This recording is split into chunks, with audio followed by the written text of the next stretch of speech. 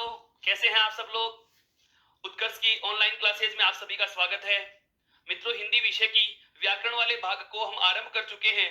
जो पिछली 2 कक्षाओं में हमने पढ़ा उसी को आगे बढ़ाने की हम आगे तैयारी कर रहे हैं। और आज जो हमारा बिंदु आरंभ करने वाला हूं, उससे पहले मैं आपको 2-3 बातें बता देना चाहूंगा कि जब हम प्रतियोगिता परीक्षाओं की बहुत सारी पुस्तकें लेके आ रहे हैं, एनसीईआरटी की व्याकरण हम पढ़ रहे हैं, नियमित रूप से बहुत प्रकार के नोट्स का हम लगातार अध्ययन करते जा रहे हैं। जो बिंदु आज हम पढ़ने वाले हैं उसके लिए पहले आप उसकी भूमिका सुनिए, क्योंकि यह टॉपिक आपको बहुत कम किताबों में देखने को मिलता है।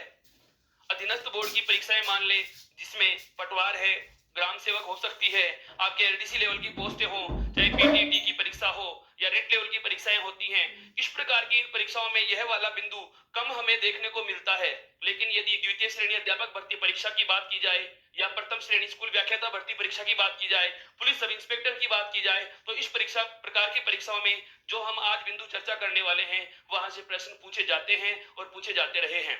तो जो आज का बिंदु है वो पूर्व की कक्षाओं से ही संबंध रखने वाला है, या मैं कहूं कि जो वर्ण विचार वाला सेशन हमारा चल रहा है, इसी में आज एक नया बिंदु और जोड़ रहे हैं। जो नया बिंदु है दोस्तों वो क्या है, ध्यान देना एक बार।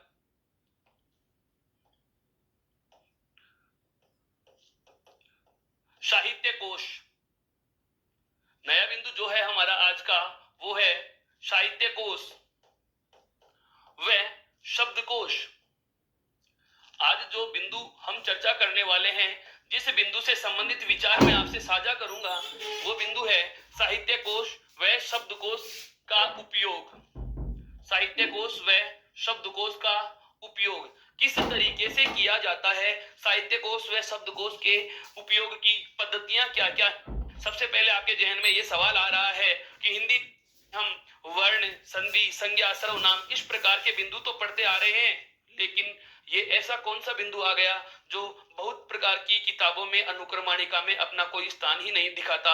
या हम ये कह सकते हैं कि बहुत सी गाइडों में, बहुत सी प्रतियोगिता परीक्षाओं की अन्य अन्य प्रकार के लेखकों की पुस्तकों में इस प्रकार के किसी बिंदु का कोई जिक्र नहीं होता है। लेकिन इसका मतलब यह नहीं है कि एक व्याकरण का पाठ नहीं है। मैंने आपको पूर्व की कक्षाओं में भी बताया था मित्रों कि हम जो ये व्याकरण वाला सेशन पढ़ रहे हैं, हिंदी भाषा की संपूर्ण व्याकरण पढ़ रहे हैं, जो आपको एक ही नहीं बल्कि ऐसी कोई भी परीक्षा जिसमें हिंदी के नाम से कोई भी टॉपिक जुड़ता है, तो उन सभी परीक्षाओं के लिए ये बिंदु बहुत ही ज्यादा महत्वपूर्ण होगा और बहुत ही ज्यादा महत्वपूर्ण है। क्योंकि हम जो हिंदी का व्याकरण वाला जो भाग लेकर चल रहे हैं, इसमें किसी एक परीक्षा का विशेष महत्व नहीं, बल्कि यह बिंदु राजस्थान बोर्ड की हो, या मैं कहूं अधीनस्थ बोर्ड की हो, या मैं कहूं चाहे आरपीएससी की हो, या तक कि यूपीएससी की निबंध रचना वाले पोर्शन तक के भाग को भी ये चीज कवर करने वाला बिंदु है।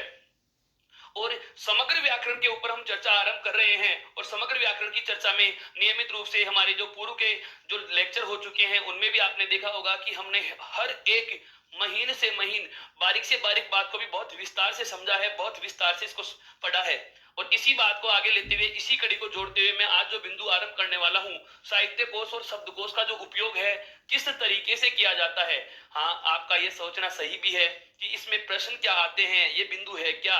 इसको समझने के लिए हम एक उदाहरण का सहारा ले सकते हैं। जैसे मित्रों, आप अपने मोबाइल फोन में टेलीफोन इंडेक्स देखते हैं, फोन डायरेक्टरी चेक करते हैं, या छोटी क्लास में जब अध्ययन किया करते थे हम स्कूलों में, हमने देखा था कि ए के नाम वाले या ए से जिनका नाम शुरू होता है उनका रोल नंबर आरंभ में था। जिनका नाम वी, डब्ल्यू, एक्स, वाई या जेड तक आ रहा है उनके नाम रजिस्टर में अंतिम में हुआ करते हैं। या हम हमारे टेलीफोन की फोन डायरेक्टरी में देखते हैं कि ए से शुरू होने वाले नामों के कॉन्टेक्ट पहले होते हैं, और उसके बाद जैसे जैसे आगे बढ़ते हैं अंग्रेजी वर्णमाला के अनुसार उनके नाम आते चले जाते हैं। यदि मैं आपको कहूं कि आपको 50 विद्यार्थियों का एक रजिस्टर दे दिया जाए, 50 विद्यार्थियों की एक सूची दे दी जाए, 50 विद्यार्थियों के जिनमें नाम है और जो भिन्न भिन्न प्रकार के वर्णों से आरंभ हो रहे हैं, और इन 50 विद्यार्थियों के नामों के लिए मैं आपको कहूं कि आपको इनको वर्णमाला के क्रम के अनुसार व्यवस्थित करके लिखना होगा। बहुत अच्छे से समझना इस चीज को। जब तक आपको इस बिंदु की पूर्व भूमिका समझ में नहीं आएगी, आप इस बिंदु को बहुत अच्छे तरीके से नहीं समझ पाएंगे। ये वर्णमाला से ही जुड़ता हुआ व्याकरणिक बिंदु है, पर थोड़ा सा अलग है। आप लोगों को नया इसलिए लगेगा क्योंकि ये हमारे नियमित अध्ययन में नहीं रहता। हालांकि हम इससे भली भांति परिचित होते हैं कि इस टॉपिक के अंतर्गत कौन सी चीज आती है। मैं उसी चीज को वापस से बता रहा हूं कि इसमें हम क्या करेंगे। हमारे पास बहुत प्रकार के शब्द होते हैं। हमें देखने को मिलता है कि 50 नाम हैं। इन 50 नामों को वर्णमाला के अनुसार हमें व्यवस्थित करना है। अब आपसे मैं कहूं कि जो 50 विद्यार्थियों की मैंने आपको सूची दी है, इन 50 विद्यार्थियों के नामों की जो सूची है, इसे आपको वर्णमाला के अनुसार व्यवस्थित करना है। तो आप इन 50 विद्यार्थियों के नामों को ए, बी, सी और डी के अनुसार व्यवस्थित करना आरंभ कर दोगे। लेकिन मैं इस नामों की सूची के साथ आपको एक शर्त भी दे दूं कि आप इनको 50 नामों को अंग्रेजी वर्णमाला के अनुसार व्यवस्थित नहीं करेंगे, बल्कि आपको इनको किस अनुसार व्यवस्थित करना है, हिंदी वर्णमाला के अनुसार व्यवस्थित करना है। अब समस्या आएगी हमारे पास। यदि मैं आपको कहूं कि 50 विद्यार्थियों के जो नाम हमें आपको दे रहे हैं, इन 50 विद्यार्थियों के सभी नामों को आपको अंग्रेजी वर्णमाला के अनुसार व्यवस्थित न करके हिंदी वर्णमाला के अनुसार आपको व्यवस्थित करना है। तो अब यहां से मेरा पहला ही प्रश्न आरंभ होता है। क्या आप मुझे बताएंगे कि एक नंबर पे आप कौन से वर्ण से आरंभ होने वाले नाम का उल्लेख करेंगे? वापस से सुनना मित्रों, मेरा सवाल क्या था। यदि आपको 50 विद्यार्थियों के नामों की सूची दे दी जाती है और यदि आपको कहा जाए कि इन्हें वर्णमाला के क्रम के अनुसार व्यवस्थित कीजिए, और आप ए से आरंभ नहीं करेंगे, बी से आरंभ नहीं करेंगे, या मैं कहूं समग्र रूप में कि अंग्रेजी वर्णमाला के अनुसार आप इन्हें व्यवस्थित नहीं कर सकते, तो मेरा सवाल यह होगा कि 50 विद्यार्थियों के जो नाम आपको दिए गए हैं, उन 50 विद्यार्थियों में सबसे पहले आप कौन से वर्ण से आरंभ होने वाले विद्यार्थी का नाम लिखेंगे? बिल्कुल, क्योंकि व्यंजन जैसे कैसे आरंभ होते हैं, स्वर जैसे ऐसे आरंभ होते हैं, तो हमारे पास ऑप्शन ऐसे ही आते हैं। जैसे कि मैं कहूं कि डिक्शनरी हो, आपको एक हिंदी का शब्दकोश दे दिया गया, भारत का ज्ञान कोश दे दिया गया, भारत की मानक डिक्शनरी दे दी गई, या मैं कहूं हिंदी भाषा की आपके पास एक मानक डिक्शनरी है, शब्दकोश है। डिक्शनरी को हम हिंदी में क्या कह सकते हैं? शब्दकोश कह सकते हैं। जैसे अंग्रेजी की डिक्शनरी में हमें किसी भी अंग्रेजी के शब्द का मीनिंग और उसका उच्चारण और अर्थ ढूंढना हो, तो हम क्या करते हैं, ऊपर पन्ने के या पृष्ठ के ऊपर कॉर्नर में उनके नाम लिखे होते हैं वर्णों पे, कि ये ए वाले वर्ण की मीनिंग है, ये बी वाले वर्ण की मीनिंग है, ये सी वाले वर्ण की मीनिंग है, ये डी वाले वर्ण की मीनिंग है। लेकिन यदि मैं आपको कहूं कि आपको हिंदी शब्दकोश दे दिया जाए और आपको कहा जाए कि जैसे मेरा नाम है, या मैं कहूं कि कमल नाम का कोई व्यक्ति है, इस कमल नाम का व्यक्ति, इस शब्दकोश में आप ढूंढ के बताएं कि इस कमल के क्या क्या अर्थ हो सकते हैं, इस कमल के कौन कौन से पर्याय अर्थ लिए जा सकते हैं। और शब्दकोश में यदि आपको ढूंढने को दे दिया जाए, तो आप कहां ढूंढेंगे उस कमल शब्द को? हाँ बिल्कुल, यही तो है। मेरा कहने का आशय यह था कि हिंदी शब्दकोश में शब्दों को कैसे ढूंढेंगे, इसी बिंदु से हमें पता चलता है। साहित्य कोश और शब्दकोश के क्रम में, या साहित्य कोश और शब्दकोश का हम उपयोग कैसे करते हैं, इसी चीज को समझने के लिए हमने ये दो उदाहरण लिए हैं। एक तो कौन सा, कि आपको कोई भी शब्द दे दिया जाए और कहा जाए कि शब्दकोश में इस शब्द का अर्थ ढूंढकर निकालना है, तो आप कौन से पृष्ठ पर ढूंढने की कोशिश करोगे। या मैं कहूं कि किस प्रकार के वर्ण के या कौन से वर्ण के बाद में लिखे हुए शब्दों में आप इस कमल शब्द को ढूंढने की कोशिश करोगे। या मैं कहूं कि 50 विद्यार्थियों की जो आपको सूची दी गई है, इसमें कौन से नाम वाला विद्यार्थी एक नंबर पे लिखा जाएगा, या वह विद्यार्थी जिसका नाम किसी वर्ण से आरंभ हो रहा है, कौन सा वह वर्ण होगा जो एक नंबर पे आएगा। इस चीज को जानने के लिए सबसे पहले हमें पता होना चाहिए कि हिंदी वर्णमाला का नाम आते हमारे दिमाग में दो ही चीज आती है हिंदी में। एक तो क्या चीज हमने पढ़ी, स्वर। एक तो हमने क्या चीज पढ़ी है, स्वर, और एक हमने क्या चीज पढ़ी है, व्यंजन। तो इन स्वर और व्यंजनों का शब्दकोश के अनुसार वास्तविक क्रम क्या होता है, हमें यह पता नहीं होगा, तो हम इस प्रकार के प्रश्न का जवाब नहीं दे पाएंगे। पूरी बात को एक बार वापस से सुनना। जैसे अंग्रेजी वर्णमाला में ए के नाम वाले प्रथम होते हैं, बी से आरंभ होने वाले शब्दों को दूसरा स्थान दिया जाता है। या मैं कह दूं कि जो अंग्रेजी वर्णमाला के 26 वर्ण हम पढ़ा करते हैं, इन 26 वर्णों का जो क्रम हम पढ़ते हैं, वही क्रम इनका शब्दकोश में होता है। लेकिन हिंदी वर्णमाला में जरा सा अंतर होता है मित्रों। हाँ बिल्कुल, हिंदी वर्णमाला के शब्दकोश के क्रम में और हमारे पढ़ने के क्रम में अंतर होता है। शब्दकोश में हिंदी वर्णमाला का जो क्रम होता है, सबसे पहले हमें वह जानना होगा। तो हिंदी के वर्णमाला में जो शब्दकोशीय क्रम होता है, उसको जानने के लिए हम हेडिंग डालकर लिख सकते हैं क्या, कि वर्णों का शब्दकोश के अनुसार क्रम, वर्णों का शब्दकोश के अनुसार क्रम क्या होगा, सीक्वेंस क्या होगी, कौन से वर्ण के बाद कौन सा वर्ण आता है। हमने पढ़ने के लिए या अध्ययन के लिए तो हमने क्या पढ़ा था कि सबसे पहले स्वर पढ़ लिए, उसके बाद में व्यंजन पढ़ लिए, उसके बाद हमने पढ़े अन्य वर्ण जिनमें अयोगवा है, संयुक्त अक्षर, आपका अनुनासिक, हाँ संयुक्त अक्षर, अनुनासिक, ताड़न जात के बाद विदेशी वर्णों का हमने अध्ययन किया है। लेकिन यदि बात की जाए कि हिंदी वर्णमाला में इन शब्दकोश के अनुसार संपूर्ण वर्णमाला का जो क्रम होगा क्या वही होगा, जैसे मैं कहूं कि पहले क्या ए ही लिखा जाएगा, उसके बाद में आ ही लिखा जाएगा, या मैं कहूं हिंदी की डिक्शनरी में या हिंदी के शब्दकोश में प्रथम जो नाम होगा, प्रथम जो शब्द होगा वो कौन से वर्ण से आरंभ होने वाला होगा। बहुत बार पूछा गया है हिंदी वर्णमाला के शब्दकोश का प्रथम वर्ण क्या होता है, और हमें विकल्प में ए भी मिलेगा, हमें विकल्प में कै भी मिलेगा, हमें विकल्प में जैसे अनुस्वार भी दे दिया और हमें विकल्प में जैसे विसर्ग भी दे दिया। अब आपका जवाब क्या होगा मित्रों, मैं आपके जवाब की प्रतीक्षा कर रहा हूं, जरा अपना प्रत्युत्तर दें। मेरा प्रश्न क्या है वापस से सुनिए। हिंदी शब्दकोश के अनुसार वर्णमाला का हिंदी का प्रथम वर्ण कौन सा है, शब्दकोश के अनुसार हिंदी वर्णमाला का प्रथम वर्ण कौन सा होगा, शब्दकोश के क्रम के अनुसार हिंदी वर्णमाला का प्रथम वर्ण कौन सा होगा। बिल्कुल, बहुत सारे मित्र मेरे जवाब दे रहे हैं क वर्ण होगा, बहुत सारे विद्यार्थियों का जवाब आ रहा है ए वर्ण होगा। हाँ, बहुत बहुत धन्यवाद, आपने कोशिश की, लेकिन आपको मैं बता देना चाहूंगा हताश न हो, आपने प्रयत्न किया है, ये धन्यवाद उसके लिए है। सही जवाब इसका यह नहीं होगा, न तो आपका शब्दकोश में प्रथम वर्ण ए आता है और न ही आपके शब्दकोश में प्रथम वर्ण क्या आता है। मित्रों ध्यान देने वाली बात है, ये बहुत ही ज्यादा अच्छे से समझ लेना इस चीज को कि शब्दकोश में जो वर्णमाला का क्रम होता है उसमें प्रथम वर्ण जो आता है वह आता है आपका अनुस्वार। वह क्या आता है, अनुस्वार आता है। वापस से समझो मैं क्या प्रश्न था और क्या जवाब दे रहा हूं। ये प्रश्न बहुत बार पूछा जा चुका है स्कूल व्याख्याता भर्ती परीक्षा में, और 2015 में भी यहाँ से क्वेश्चन आया था, अभी हम उनको भी चर्चा में लेंगे। पहले उससे हम बात करना चाह रहे हैं क्या, मेरा सवाल यह था आप लोगों से कि हिंदी शब्दकोश के अनुसार हिंदी वर्णमाला का प्रथम वर्ण कौन सा होता है, या हिंदी शब्दकोश में प्रथम वर्ण के स्थान पर कौन सा वर्ण लिखा जाएगा। तो इसका जवाब सदैव हमेशा क्या रहेगा, अनुस्वार होगा। क्या होगा, अनुस्वार होगा।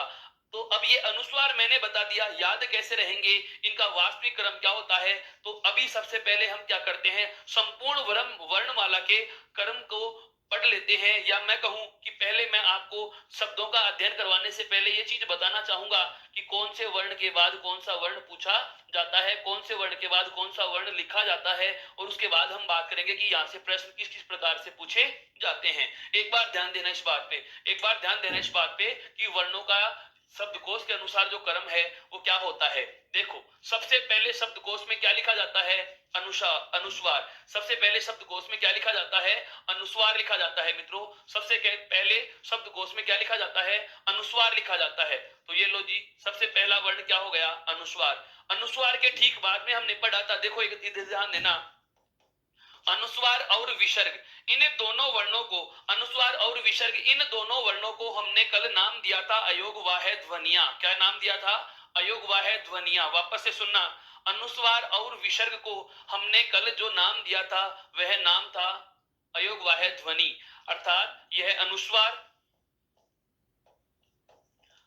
और दूसरा जो वर्ण है ये क्या है, विसर्ग। इस अनुस्वार और विसर्ग को कल हमने नाम दिया था, वो कौन सा था, अयोगवाह्य ध्वनियां। अब अयोगवाह्य ध्वनियां इस क्रम में हम पढ़ते भी आ रहे हैं, लेकिन यदि बात की जाए कि अनुस्वार के बाद में कौन सा वर्ण आता है, तो अनुस्वार के बाद में विसर्ग नहीं आकर के इस अनुस्वार का जो तद्भव रूप जिसका मैं कल बात कर चुका हूं, कौन सा, अनुनासिक, कौन सा वर्ण आएगा, अनुनासिक आएगा, जिसको हम दूसरा नाम देते हैं क्या, चंद्रबिंदु। क्या नाम देते हैं, चंद्रबिंदु। अर्थात अनुस्वार के ठीक बाद में जो दूसरा वर्ण लिखा जाता है या जो दूसरा वर्ण आएगा वह कौन सा आएगा, अनुनासिक। तो मित्रों ये चीज आप समझ रहे होंगे क्या कि हिंदी वर्णमाला के अनुसार या हिंदी वर्णमाला में शब्दकोश या साहित्य कोश के अनुसार प्रथम वर्ण कौन सा होगा। ये बहुत बार प्रश्न पूछा जा चुका है, इसका जवाब क्या होगा, अनुस्वार होगा। हिंदी वर्णमाला में शब्दकोशीय क्रम के अनुसार प्रथम वर्ण कौन सा होता है, अनुस्वार होता है। अब हम बात करते हैं आगे, अब हम बात करते हैं आगे कि अनुस्वार और विसर्ग के बाद आगे वाला वर्ण कौन सा होगा, या अन्य वर्ण कौन से होंगे? तो देखो, अनुस्वार के बाद अनुनासिक और उसके बाद हमने क्या लिखा? विसर्ग। इसके बाद बचे हुए सभी स्वर जिस क्रम में हम पढ़ते आ रहे हैं, जैसे ए, अ, ऋस्वी, दीर्घ ई, ऋस्व उ, दीर्घ उ, री, ए, ऐ, ओ, औ, उसी क्रम में यहां पर लिखे जाएंगे कि ए के बाद में आ के बाद में ई के बाद में बड़ी ई है, उ, बड़ा उ, री, ए, ऐ, ओ और औ। वापस से समझना दोस्तों इसको। वर्णों का जो शब्दकोश के अनुसार क्रम है, वर्णों का जो शब्दकोश के अनुसार क्रम है, वो क्या होगा? सबसे पहला वर्ण क्या होता है? अनुस्वार। अनुस्वार के बाद में दूसरा वर्ण क्या होगा? अनुनासिक। अनुनासिक के बाद तीसरा वर्ण क्या होगा? विसर्ग। विसर्ग के बाद में जो 11 स्वर हम पढ़े हैं उनको इसी क्रम में लिखेंगे। ए, आ, ई, बड़ी ई, उ, री, ए, ऐ, ओ और औ लिखेंगे। यहां तक की बात समझ में आ चुकी है। अब प्रश्न कैसे पूछा जाता है, एक बात उस पर हम चर्चा करना चाहेंगे। आपसे यदि प्रश्न पूछा जाए कि शब्दकोश के अनुसार ए वर्ण से पहले क्या आता है, तो इस प्रकार का प्रश्न आते ही सबसे पहले विद्यार्थी सोचता है कि स्वरों में तो हम ऐसे पहले कोई पढ़ते ही नहीं है, स्वर तो आरंभी ऐसे होते हैं। तो इस प्रकार का प्रश्न यदि दिया जाता है तो आपको एक विकल्प वो भी देगा, क्या? उपरोक्त में से कोई नहीं। उपरोक्त में से कोई नहीं। वापस से चर्चा करना चाहूंगा मित्रों, अगर आपको कह दिया जाए कि शब्दकोश में प्रथम वर्ण कौन सा होता है, या शब्दकोश में प्रथम वर्ण ए के पहले मैं कौन सा वर्ण लिखूंगा, तो ऐसे पहले कौन सा वर्ण आता है, और ऑप्शन आपको दे दिया जाए विसर्ग, उसके बाद दूसरा आपको विकल्प दे दिया जाए अनुनासिक, उसके बाद अगला विकल्प दे दिया जाए अनुस्वार, और उसके बाद अगला विकल्प दे दिया जाए उपरोक्त में से कोई नहीं, या नन ऑफ दीज। अब इस समय हमारे जहन में दो चीजें चलती रहती हैं। जब तक हमने यह बिंदु नहीं पढ़ा, जब तक हमें इस बिंदु का पता ही नहीं है कि शब्दकोश के अनुसार हिंदी वर्णमाला का क्रम हमारे पढ़ने वाले क्रम के अलग होता है, इन दोनों में अंतर पाया जाता है, यह बात जब तक हम जानेंगे नहीं, समझेंगे नहीं, तब तक इस प्रकार के प्रश्न का जवाब दे पाना सदैव हमारे लिए कठिन ही होता है। इसका सही जवाब और आसानी से जवाब देने के लिए हमें यह पंक्ति पता होनी चाहिए कि वर्णमाला का जो शब्दकोश के अनुसार क्रम है उसमें सबसे पहला वर्ण क्या आता है? अनुस्वार। अब हमारे दिमाग में यह आता है कि विसर्ग तो इस ए आ ई की लाइन में सबसे अंत में आएगा, जैसे ए, आ, ई, बड़ी ई, उ, बड़ा उ, री, ए, ऐ, ओ, औ और अंग ए, और अंग के बाद हम क्या पढ़ते हैं? है विसर्ग पढ़ा करते हैं। तो हमारे जहन में होता है कि विसर्ग तो सबके अंत में आता है, या इस पंक्ति के अंत में आता है, तो विसर्ग तो हो ही नहीं सकता, विसर्ग तो हो ही नहीं सकता। इसका मतलब सबसे पहले हम उसी विकल्प को काट चुके होते हैं जो हमारा पूर्णतः सही होता है। इसके बाद आप इनमें से कोई सा भी विकल्प चयन कीजिए, आपके सभी प्रश्नों के जवाब क्या जाएगा? गलत ही जाएगा। सभी विकल्प क्या होंगे? गलत, क्योंकि जो सही विकल्प था उसको हमने पहले ही हटा दिया है। तो यह बात आप जान चुके हैं। परीक्षा में पेपर बनाने वाला कुछ नया प्रश्न नहीं उठाता, वो कोई नए प्रश्न पैदा भी नहीं करते, वो कोई नई चीज नहीं लेके आते। केवल हमारे पास जो डाटा होता है, जो बिंदु हम बहुत अच्छे से पढ़ चुके होते हैं, उसमें प्रश्नों के तरीके बदल देता है और हमारा सारा का सारा पढ़ा हुआ अस्त व्यस्त हो जाता है। तो जब तक हम इन एक एक चीज को बहुत बारीकी से नहीं पढ़ लेंगे, तब तक इस प्रकार के प्रश्नों का जवाब दे पाना हमारे लिए बहुत कठिन रहेगा। क्या कि वर्णमाला का जो पढ़ने का क्रम होता है उसमें सबसे पहला वर्ण हम स्वरों में क्या पढ़ते हैं? ए। ये सबसे प्रथम वर्ण के रूप में पढ़ा जाता है। ये तो हमने स्वरों में पढ़ा है ए वर्ण। लेकिन यदि आपको शब्दकोश का क्रम पूछ लिया जाए, यदि आपको शब्दकोश का क्रम पूछ लिया जाए, तो शब्दकोश के अनुसार हमारा पहला वर्ण कौन सा होगा? अनुस्वार होगा। कौन सा होगा? अनुस्वार। तो यहां तक दो प्रकार के प्रश्न आपको मैं बता चुका हूं। पहला प्रश्न शब्दकोश के अनुसार हिंदी का प्रथम वर्ण कौन सा होगा? अनुस्वार। दूसरा प्रश्न यह आ सकता है, ये वाला प्रश्न नहीं देगा, इस प्रकार के प्रश्न नहीं पूछता कि ई से पहले क्या आता है, ऋसु उ से पहले क्या आता है, क्योंकि ये तो पूरी की पूरी जो स्वरों की क्रम है, यह चीज तो हमें बहुत पहले से पता होती है, बहुत अच्छे से पता होती है। प्रश्न यहां से उठाता है, पेपर बनाने वाला दिमाग से खेलता है, वो प्रश्न कहां से उठाता है? ये वाला क्रम उठाएगा। या तो पूछेगा कि हिंदी वर्णमाला के शब्दकोशीय क्रम के अनुसार विसर्ग के बाद क्या लिखा जाएगा? पहली बात। अगर यह वाला प्रश्न नहीं आता तो ये पूछ लेता है शब्दकोश में ऐसे पहले क्या आता है, बस यही प्रश्न होते हैं। उसके बाद क्या होगा या उससे पहले क्या होगा, वह किसके बाद आता है। जैसे पूछ लिया जाए कि शब्दकोश में ए वर्ण किसके बाद लिखा जाएगा, तो हमारा जवाब होगा क्या, विसर्ग के बाद। बहुत बार ये प्रश्न भी पूछा गया है क्या कि शब्दकोश के क्रम के अनुसार विसर्ग से ठीक पहले कौन सा वर्ण होता है, तो हमारा जवाब होना चाहिए विसर्ग से ठीक पहले अनुनासिक का प्रयोग होगा। विसर्ग से ठीक पहले उन शब्दों को स्थान दिया जाता है जो, हाँ बिल्कुल, विसर्ग वाले वर्ण से पहले हम किसे स्थान देंगे, अनुनासिक को स्थान देंगे। अब हम आगे बढ़ते हैं मित्रों, हमने यह चीज बहुत अच्छे से जान ली है क्या कि स्वरों का क्रम क्या होता है, स्वरों का क्रम क्या होता है। अब मैं बात करना चाहूंगा क्या इस साहित्य कोश या शब्दकोश के क्रम में किसकी, व्यंजनों की, कि व्यंजन कैसे लिखे जाएंगे और व्यंजनों से संबंधित जो प्रश्न आता है वह कैसे आता है। यह तो स्वर और स्वर से संबंधित वर्णों की पंक्ति हो चुकी है। अब हम बात करेंगे किसकी, व्यंजनों की। देखो व्यंजनों में सबसे पहला वर्ण आता है कौन सा, क। सबसे पहला वर्ण क्या आता है, क वर्ण आता है। क वर्ण के बाद में यहां पर मित्रों मैं बहुत अच्छी चीज लिखने वाला हूं, क्ष। दिमाग में सवाल आ रहा है कि सर क के बाद में हमने ख वर्ण पढ़ा है, ककार के बाद में हमने ककार पढ़ा है। आपस से समझना, हम व्यंजन जब पढ़ा करते हैं तो व्यंजनों में क्या पढ़ा था, क वर्ग का प्रथम वर्ण क्या होता है, क। दूसरा वर्ण क्या होता है, ख। लेकिन संयुक्त अक्षर क्ष यहाँ इन दोनों के बीच में आता है। क और ख के बीच में क्या आता है, यह संयुक्त अक्षर आ रहा है। क्यों आ रहा है, इसकी वजह भी मैं आपको बता देता हूं कि क्ष का हमने कल संयुक्त अक्षर के अकॉर्डिंग अध्ययन किया था, तब पता चला था क्ष बनता है क के बाद में षटकोण वाला से, यानी कि मूर्धन्य से जुड़ने से। अर्थात क के ठीक बाद में वह वाला वर्ण लिखा जाएगा जो क के योग से बनता है। क वर्ण के बाद उस वर्ण को हम स्थान देंगे जो क वर्ण के योग से बनता है। बस यही चीज आपको ध्यान रखनी है मित्रों। बिल्कुल बिल्कुल, यह आप लोगों के लिए एक नया, बहुत नया और अलग कंसेप्ट है, गजब का कंसेप्ट है, रुचिकर विषय है। आप अब से आपकी टेलीफोन डायरेक्टरी को हिंदी वर्णमाला के अनुसार सेव करना शुरू करोगे तो इस चीज को अभ्यास में भी ला सकते हो। बहुत प्रकार के नाम आप ले सकते हैं। आप अपने परिवार के, हमारे परिवार के जो जितने भी सदस्य होते हैं उन सबके नाम लिख लीजिएगा। हमारे मित्रों के जितने भी नाम है वो सब एक कागज पे लिख सकते हैं, उनकी सूची बना सकते हैं और फिर आप उनको बारी बारी से उनको लगातार अपन क्या करेंगे, शब्दकोश के क्रम के अनुसार व्यवस्थित करके अपने आप को जांचेंगे कि कौन सा नाम मैंने कौन से स्थान पे लिखा है, किस क्रम में इनको वरीयता दी है। वरीयता देने का मतलब यह है कि उनके व्यवहार को वरीयता न देते हुए कि कौन सा क्रम पहले लिखा जा रहा है और कौन सा नाम बाद में लिखा जा रहा है। तो ध्यान देना, क वर्ण से शुरू होने वाला नाम और उसके ठीक बाद में क्ष वर्ण से शुरू होने वाला नाम और उसके बाद में आएगा कौन सा, ख वर्ण से शुरू होने वाला नाम। तो इन चीजों की चर्चा करते हुए हम आगे बढ़े तो देखो सबसे पहला तो कौन सा हो गया, क। उसके बाद में क्या लिखा, क्ष। उसके बाद में क्या लिखा, ग। ग के बाद में आता है क्या, ग। और उसके बाद में घ और इसका पंचमाक्षर। फिर आता है अगला वर्ग कौन सा, च। च के बाद में आ जाएगा च वर्ग का दूसरा वर्ण क्या, छ। उसके बाद में आता है जय। यहां भी ध्यान देने वाला एक शब्द आएगा, जैसे इस शब्द को मैं हाईलाइट कर रहा हूं, जो जो चीजें हमारे उस वर्णमाला के क्रम को भंग कर रही हैं, जो हमने पढ़ा है उसको भंग कर रही हैं, तो स्वरों में तो ये तीन चीजें अलग लिख दी, अनुस्वार, अनुनासिक और विसर्ग, जो इन 11 स्वरों से पहले जोड़ने हैं। जो वास्तव में तो हम पढ़ते तो आए हैं इनके बाद में, लेकिन शब्दकोश में कहां आएंगे, पहले आएंगे। शब्दकोश में कहां आएंगे, पहले। ठीक उसी प्रकार से बात आ जाती है कि व्यंजनों में कौन सी चीज कहां लिखी जाती है। उसका यदि प्रश्न बनता है तो प्रश्न बनने का सबसे पहला चांस कहां से बनेगा, क्ष से। कहां से बनेगा, क्ष से। और सवाल क्या होता है वो सुनना, हिंदी वर्णमाला में शब्दकोश के अनुसार ख से ठीक पहला वर्ण कौन सा होता है। हिंदी वर्णमाला में शब्दकोश के अनुसार ख से ठीक पहला वर्ण कौन सा होता है, और हमारा पहला ही विकल्प दिया हुआ होता है, क वर्ण होता है, और हम उसी को टिक कर देते हैं। जब तक आप पूरे विकल्प नहीं पढ़ोगे मित्रों, ध्यान दे लेना, ये बहुत अच्छी बात आपको मैं बता दूं।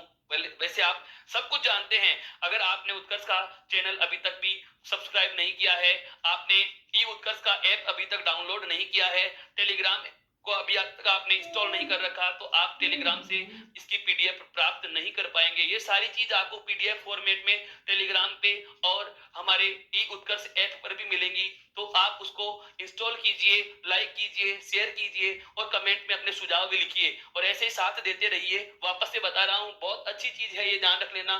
बहुत कम जगह आपको ये पढ़ने को भी मिलेगा। क्या कि सवाल था हमारा कि हिंदी वर्णमाला में शब्दकोशीय क्रम के अनुसार ख वर्ण से पहले, ध्यान से समझना, ख वर्ण से पहले कौन सा वर्ण आता है, और पहला ही विकल्प दिया हुआ होता है क। पहला ही विकल्प क्या होता है, क। और हम यही सोचते हैं कि क से पहले तो ख आता है, ख के बाद में क्या आता है, ग। तो इसका मतलब ख से ठीक पहले कौन सा वर्ण आ रहा है, क, उसी को टिक कर दिया। सही विद्यार्थी वह नहीं जो प्रश्न को पढ़ते ही पहले ऑप्शन को टिक कर रहा है। सही विद्यार्थी वह होते हैं, वास्तव में प्रतियोगी परीक्षा की तैयारी करने वाले विद्यार्थी का पहला लक्षण यही होगा कि चाहे उसे सही उत्तर का पता हो, लेकिन वह विकल्प चारों पढ़ेगा। बहुत अच्छी बात है, ध्यान रखना। हाँ बिल्कुल बिल्कुल, आप अच्छी बात है कि आप चारों विकल्प पढ़ के जवाब देते हैं। आपको चारों विकल्प ही पढ़ने हैं। क्या पता बहुत बार हमें नजदीकी जवाब मिल जाता है, उसके भी ठीक पहले और भी हमें ज्यादा कोई नजदीकी, जैसे एक छोटे से उदाहरण की बात करें, आपसे सवाल पूछ लिया जाता है जोधपुर स्थित है। मित्रों सवाल पे गौर करना, नजदीकी उत्तर से मेरा संदर्भ क्या था। जैसे आपसे मैं सवाल करता हूं कि जोधपुर स्थित है, और आपको विकल्प दिए जा रहे हैं राजस्थान में, भारत में, एशिया में या संसार में। वापस से सुनना, जोधपुर स्थित है, पहला विकल्प है राजस्थान में, दूसरा विकल्प है भारत में, तीसरा विकल्प है एशिया में, और चौथा विकल्प है संसार में। तो जोधपुर तो इन चारों में ही है, लेकिन जब तक हमारे पास नजदीकी उत्तर है, नजदीकी उत्तर का मतलब क्या हो गया, जोधपुर जिला, इससे ठीक बड़ा उत्तर क्या हो गया, राजस्थान राज्य। तो पहला विकल्प क्या होगा, राजस्थान। यदि आपको राजस्थान ऑप्शन में नहीं मिलता तो आप भारत को चुनोगे। भारत और राजस्थान दोनों नहीं मिलते तो हमारा तीसरा विकल्प, या जिसको हम वरीयता दे सकते हैं, वो कौन सा होगा, एशिया। और उसके बाद हम कहां चले जाएंगे, संसार में चले जाएंगे। मेरा कहने का मतलब यह है कि नजदीकी उत्तर का चयन पहले करना है, और इसीलिए आपको यह चीज ध्यान रखनी है। क्यों, नजदीकी उत्तर का मतलब क्या था कि ख वर्ण से पहले क्ष भी आता है और क भी आता है। अब अगर आपको विकल्प में क्ष दिया ही नहीं है तो आप आंसर किसको कर सकते हो, क को। लेकिन यदि आपको विकल्प में दिया हुआ वर्ण क्ष मिल जाए तो ख से पहला वर्ण कौन सा आएगा, क्ष आएगा। इस चीज का विशेष ध्यान रखना। आगे बढ़ते हैं अगले वाले वर्णों के वर्ग पे, ध्यान दो। च वर्ण के बाद में छ लिखा, छ के बाद में जय लिखा। अब जय के बाद में यहां पर आएगा दूसरा संयुक्त अक्षर की बात कर रहा हूं, जय।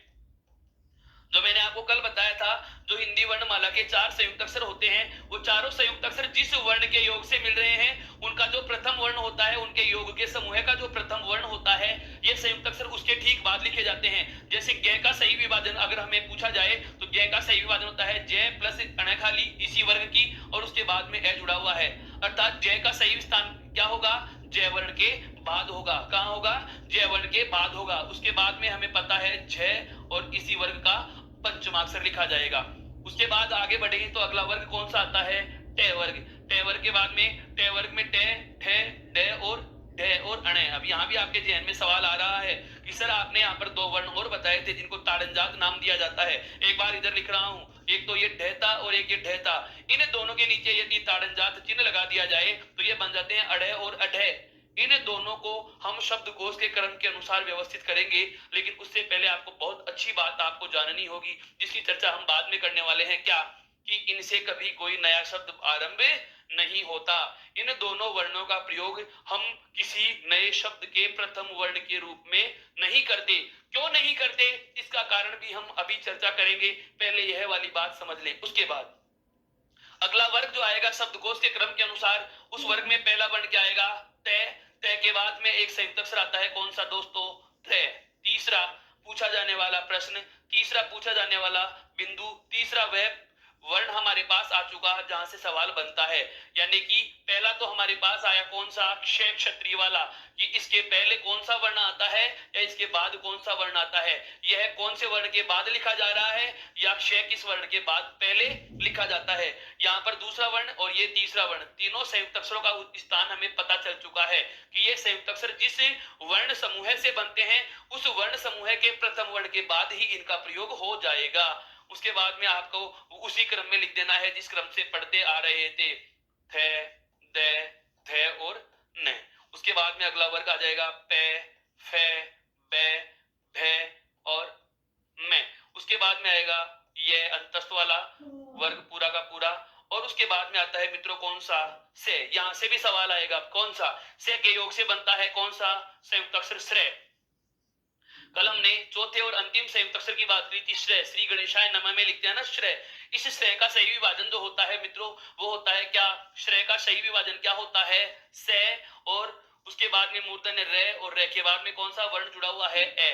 अर्थात श्रेय का स्थान कहां होगा, इसके वर्ण समूह के प्रथम वर्ण के बाद। और प्रथम वर्ण क्या है, तालव्य सकार। तालव्य सकार के बाद में कौन सा वर्ण आएगा, श्रेय। कौन सा वर्ण आ जाएगा, श्रेय। श्रेय के बाद में लिखा जाएगा मूर्धन्य सकार और उसके बाद में आएगा दंत्य सकार और उसके बाद में क्या आएगा, है वर्ण लिखा जाएगा। अब यहाँ पर हमें 11 के 11 स्वरों का और दोनों के दोनों अयोगवाह ध्वनियों के साथ अनुनासिक का पता चल चुका है। और यहाँ पर हमने क्या पढ़ा यहाँ पर हमने व्यंजनों का शब्दकोश के अनुसार या साहित्य कोश के अनुसार क्रम, और उन व्यंजनों में 25 और वर्गीय, 8 आपके अंतस्थ और ऊष्म तथा 4 संयुक्त अक्षरों की भी हमने चर्चा कर ली है। चारों संयुक्त अक्षर कौन कौन से हैं, वापस से बता रहा हूं आपको। एक तो कौन सा है, क्षय। एक कौन सा है, जय। एक कौन सा है, त्रय। और एक कौन सा है, श्रेय। एक कौन सा है, श्रेय। इन चारों का स्थान कौन से वर्ण के बाद आता है, कौन से वर्ण से पहले आता है, या इन चारों संयुक्त अक्षरों से पहला वर्ण कौन सा होता है और बाद वाला वर्ण कौन सा होता है। यदि प्रश्न इस वर्णमाला के क्रम में से पूछा जाएगा, इस वर्णमाला के लेखन के क्रम में से पूछा जाएगा, तो इस प्रकार के प्रश्न का आंसर आपको देना होगा। अब यह चार्ट हमारे लिए क्या महत्व रखता है, या इस प्रकार के जो वर्णमाला का क्रम का जो लेखन है वो हमारे लिए क्या है, वो समझो। बिंदु हमारा दोस्तों क्या है, शब्दकोश के अनुसार वर्णों का क्रम। और इसके ठीक पहला जो हमारा जो बिंदु आरंभ आज हमने किया है, वह क्या किया है, साहित्य कोश का और शब्दकोश का क्या करना है, हमें उपयोग। अर्थात हमारे को हिंदी डिक्शनरी या हमें हिंदी डिक्शनरी पढ़ने को दे दी जाए, मुझे हिंदी डिक्शनरी आप पढ़ने को दोगे या मैं आपको हिंदी डिक्शनरी पढ़ने को दे दूं, या हमें हिंदी डिक्शनरी पढ़ने को मिल रही है और किसी शब्द का हमें स्थान निर्धारित करना है या शब्द ढूंढना है, तो दोस्तों किस तरीके से ढूंढेंगे, तो उसके लिए हमें यह ध्यान रखना होगा क्या, कि कौन से वर्ण के बाद कौन से वर्ण से शुरू होने वाले नाम आएंगे। जैसे मैं कहूं कि थ वर्ण से शुरू होने वाले नाम कहाँ आएंगे, त्रय वाले नामों के बाद। कहाँ आएंगे, त्रय वालों नामों के बाद। जैसे मान लीजिएगा एक शब्द लिखा हुआ है थैला, एक शब्द क्या लिखा हुआ है, थैला। और एक शब्द लिखा हुआ है त्रिशूल, एक शब्द क्या लिखा हुआ है, त्रिशूल। तो ध्यान देना, अब यह संयुक्त अक्षर से आरंभ हो रहा है, लेकिन संयुक्त अक्षर का स्थान तय वर्ग के प्रथम वर्ण तय के ठीक बाद आता है, क्या, त्रय। और त्रय के ठीक बाद में आता है कौन सा वर्ण, थ। अर्थात अगर इन दोनों नामों को भी व्यवस्थित करने को कह दिया जाए, तो रोल नंबर आप 1 इसको दोगे और 2 नंबर किसे दिया जाएगा, थैला शब्द को दिया जाएगा। किसे दिया जाएगा, थैला शब्द को दिया जाएगा। एक बार आप इसे बहुत अच्छे से समझ सकते हैं और इसका स्क्रीनशॉट भी ले सकते हैं। यह क्या है, हमारे वर्णों का, या मैं कह दूं स्वर और व्यंजनों का शब्दकोश के अनुसार या साहित्य कोश के अनुसार। टेक्निकल टीम एक बार इसको थोड़ा सा जूम आउट करके दिखा सकती है, स्क्रीनशॉट भी ले सकते हैं आपको बहुत अच्छे से। हाँ मित्रों, अब हम थोड़ा और आगे बढ़ते हैं। ध्यान देना, यह वाली बात हमें पता चल चुकी है कि कौन सा वर्ण किस वर्ण के बाद लिखा जाएगा, कौन सा वर्ण किस वर्ण के बाद लिखा जाएगा, इन सब चीजों का पता चल चुका। अब एक महत्वपूर्ण आपको बात ध्यान रखने की है, वो क्या है कि शब्दकोश में इन वर्णों का क्रम तो निर्धारण कर लिया। अब शब्दों का क्रम निर्धारण करने से पहले हमें यह पता होना चाहिए कि कौन कौन से वर्ण को किस किस तरीके से अदा किया जाता है। बिल्कुल, बहुत अच्छी चीज बताने जा रहा हूं। हम हिंदी व्याकरण में सर ने पहले ही आपको बता दिया और मैंने भी आपको बहुत अच्छे से बता दिया है कि जो उत्कर्ष का ई उत्कर्ष ऐप चल रहा है, यूट्यूब पे जो ऑनलाइन लाइव क्लासों का जो ये चैनल चल रहा है, ये सामाजिक कार्यों के तहत चल रहा है, समाज उत्थान के मद्देनजर रखते हुए चल रहा है। सर का जो समाज के विकास में एक योगदान है उसके तहत चल रहा है, या उन विद्यार्थियों के लिए बहुत ज्यादा महत्वपूर्ण हो जाता है जो किसी अति आवश्यक परेशानी या अटलनीय या ऐसी कोई परेशानी की वजह से ऑफलाइन क्लास ज्वाइन नहीं कर पाते, तो उन विद्यार्थियों के लिए बहुत फायदेमंद चीज है कि आपको जैसा ऑफलाइन क्लास में पढ़ाया जा रहा है, जैसा हम ऑफलाइन क्लास में सभी विद्यार्थियों को पढ़ा रहे हैं, ठीक वैसा ही और उसको बेहतर तरीके से यहाँ पर आपके सामने रखा जा रहा है, ताकि आप इसका पूर्ण लाभ उठा सके, पूरा लाभ उठा सके और इस ऐप के माध्यम से पीडीएफ प्राप्त कर सके, इस चैनल के माध्यम से अपने ज्ञान को और ज्यादा उत्तरोत्तर विकास की गति दे सके। तो इन चीजों का आपने अध्ययन इसलिए नहीं किया कि बहुत बार क्या होता है, किताब लिखने वाले या हम कहें मेरे विद्वान साथी जो पढ़ाने वाले होते हैं, इस प्रकार के बिंदु को पढ़ाने से बच जाते हैं। और वो इसलिए बच जाते हैं कि या तो कई बार परीक्षा के पाठ्यक्रम में इन बिंदु को शामिल नहीं किया जाता, और कई बार हम ये सोच लेते हैं कि ये तो बहुत सामान्य सी बात है। लेकिन ध्यान रखना मित्रों, इस सामान्य से याद रखने वाले बिंदु में भी कितने प्रकार के अच्छे अच्छे प्रश्न पूछे जा चुके हैं। देखो श्रेय का उच्चारण स्थान कौन सा होगा, या मैं कहूं श्रेय किसके बाद लिखा जाएगा, तो हमें इसका कोई क्रम पता ही नहीं रहता। क्यों? क्योंकि न तो हम इसको स्वरों के साथ में पढ़ा करते हैं, न व्यंजनों के साथ पढ़ा करते हैं। जो हम छोटी क्लास में 36 व्यंजन पढ़ते आ रहे थे, जो 33 वास्तविक व्यंजन और 3 संयुक्त अक्षर, उनके अलावा ये चौथा संयुक्त अक्षर होता है, अर्थात इसे हमने छोटी क्लासों में वर्णमाला में नहीं पढ़ा, लेकिन ये शब्दकोश में वर्णमाला में अपना एक स्थान रखता है। इसे लिखा जाता है मूर्धन्य सकार से पहले और तालव्य सकार के बाद। इन सभी वर्णों का हमें पता चल चुका है। अब अगली जो बात मैं आरंभ करने वाला हूं, वो आरंभ करने वाला हूं क्या, देखो हमें यह तो पता है कि स्वर वर्ण स्वतंत्र होते हैं, अपने आप में पूरे होते हैं, बिना किसी दूसरे वर्ण की सहायता से बोले जाते हैं। लेकिन व्यंजन वर्ण जो होते हैं वो स्वतंत्र नहीं होते, अर्थात ये दूसरे वर्ण की सहायता से बोले जा रहे हैं। व्यंजनों में क्या जुड़ा होता है दोस्तों? स्वर जुड़ा होता है। क्या जुड़ा होता है? स्वर जुड़ा होता है। और उस स्वर को यदि हम हटा देते हैं तो व्यंजन स्वर रहित हो जाता है। व्यंजन क्या हो जाता है? स्वर रहित हो जाता है। बहुत बार हमारे सामने ऐसे शब्द आते हैं जिनमें संयुक्त अक्षरों का प्रयोग होता है। बहुत अलग चीजें हैं ये, थोड़ा सा धैर्य के साथ सुनिए, इसको वापस से बता देता हूं सारी बात। कि स्वर जो होते हैं वो स्वर क्या होते हैं? स्वतंत्र होते हैं, अपने आप में पूरे होते हैं। और जो स्वतंत्र और अपने आप में पूरे होते हैं, इसका मतलब यह हुआ कि इन्हें आधा नहीं किया जा सकता। बहुत अच्छे से याद कर लेना इस बात को मित्रों। क्या? कि स्वर कभी आधे नहीं होते। या मैं आपसे पूछूं, क्या आपने कभी देखा है आधा ए लिखा हुआ कहीं, या आधा आ लिखा हुआ कहीं? नहीं मिलता। इसका मतलब यह हुआ कि ये जो स्वर वर्ण होते हैं, इन्हें कभी स्वर रहित नहीं कर सकते या इनको आधा नहीं कर सकते। क्यों? क्योंकि ये स्वतंत्र हैं, अपने आप में पूरे हैं, इनके उच्चारण में किसी अन्य वर्ण की सहायता ही नहीं लेंगे, तो हटाएंगे किसे? किसे नहीं हटा सकते, बिल्कुल।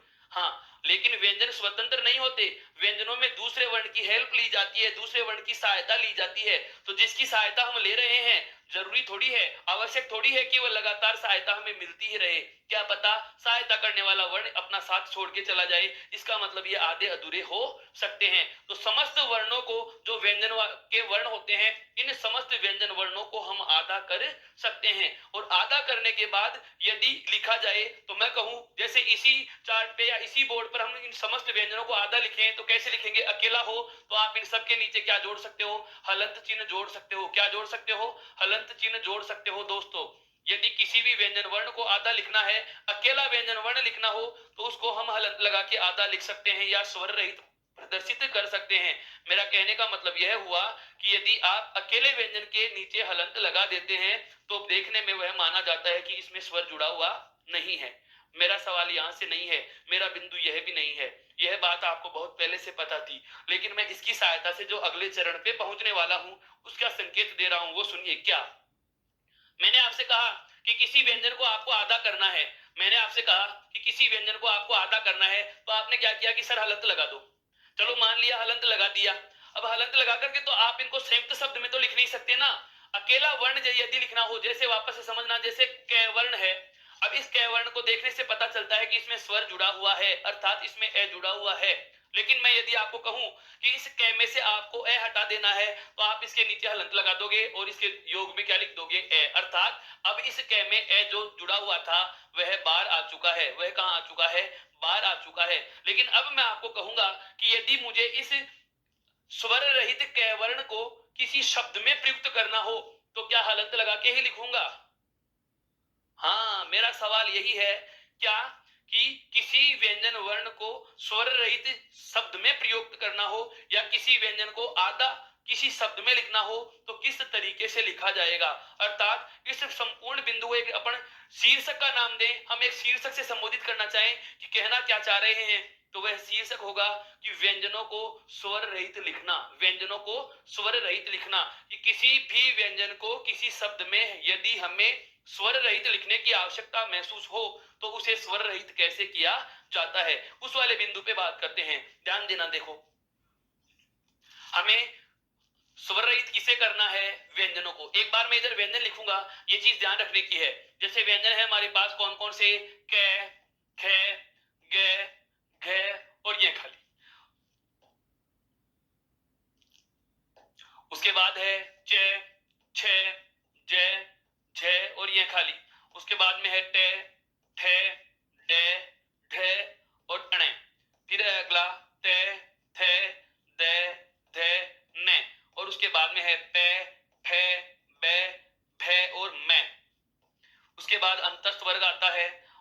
अंतिम वाला जो वर्ग आता है वह कौन सा आता है आपका ऊष्म। कौन सा आता है ऊष्म। सवाल मेरा क्या था, बिंदु हम कौन सा पढ़ने वाले हैं, हम यहां पर लिख सकते हैं क्या, व्यंजनों को स्वर रहित लिखना या व्यंजनों को स्वर रहित करना। किसी भी व्यंजन को यदि हमें स्वर रहित लिखना हो किसी शब्द में तो किस तरीके से लिखा जाएगा। हाँ बिल्कुल मित्रों, यह वाला जो व्यंजनों का वर्गीकरण है, जो व्यंजनों का मैंने आपको एक बोर्ड लिख दिया कि क वर्ग के सारे वर्ण, च वर्ग के सारे वर्ण, ट वर्ग के सारे वर्ण, त वर्ग के सारे वर्ण और प वर्ग के सारे वर्ण। इसके अलावा एक वर्ग हमारे पास आ गया अंतस्थ का, और अंतिम वर्ग जो हमारे पास आता है वो कौन सा आता है ऊष्म का। इन 25 वर्गीय और 8 आपके अंतस्थ और ऊष्म, इन 33 व्यंजनों को, इन कुल 33 व्यंजनों को यदि किसी शब्द में स्वर रहित प्रयुक्त करना हो या आधा प्रयुक्त करना हो तो इसके मोटे मोटे 3 तरीके होते हैं। कितने तरीके होते हैं, 3 तरीके होते हैं। या मैं कहूं व्यंजनों को स्वर रहित करने के कितने तरीके होते हैं दोस्तों, 3 तरीके होते हैं। कितने तरीके होते हैं, 3। वो 3 तरीके कौन से हैं, अब हम उन पर आरंभ करते हैं चर्चा। देखो सबसे पहली बात क्या है, ऐसा कोई भी वर्ण जिसमें खड़ी पाई का प्रयोग होता हो। अब एक एक शब्द को गौर से सुनना, बहुत अलग चीजें हैं ये, एक एक शब्द को गौर से सुन लेना।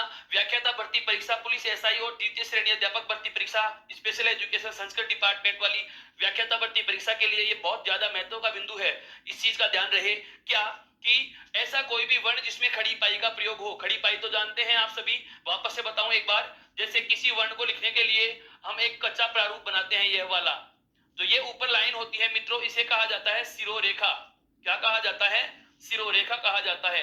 जो ऊपर पंक्ति खींची हुई है इस पंक्ति को क्या कहा जाता है, सिरोरेखा कहा जाता है। और जो ये सीधा पूर्ण विराम की तरह लगाते हैं इसे कहा जाता है खड़ी पाई। क्या कहा जाता है दोस्तों, खड़ी पाई कहा जाता है। क्या कहा जाता है, खड़ी पाई कहा जाता है। जब विराम चिन्हों का प्रयोग हम पढ़ेंगे उस समय इस संदर्भ में भी बात की जाएगी। हाँ बिल्कुल, मैं आपको हिंट दे रहा हूं आगे आने वाले बिंदुओं के बारे में। हम हिंदी की पूरी व्याकरण को एक दूसरे बिंदु से जोड़ते हुए पढ़ेंगे। ऐसा नहीं कि लो सभी बिंदु अलग अलग हैं, संपूर्ण हिंदी व्याकरण के बिंदु अलग अलग होते हैं, ऐसा कुछ भी नहीं होता। यदि हिंदी व्याकरण, नाम से ही पता चल रहा है हिंदी की व्याकरण, एक भाषा की एक व्याकरण है। अगर एक ही भाषा की व्याकरण है तो अलग कैसे होगी, वो तो एक दूसरे से कहीं ना कहीं अंतर संबंध रखती ही है।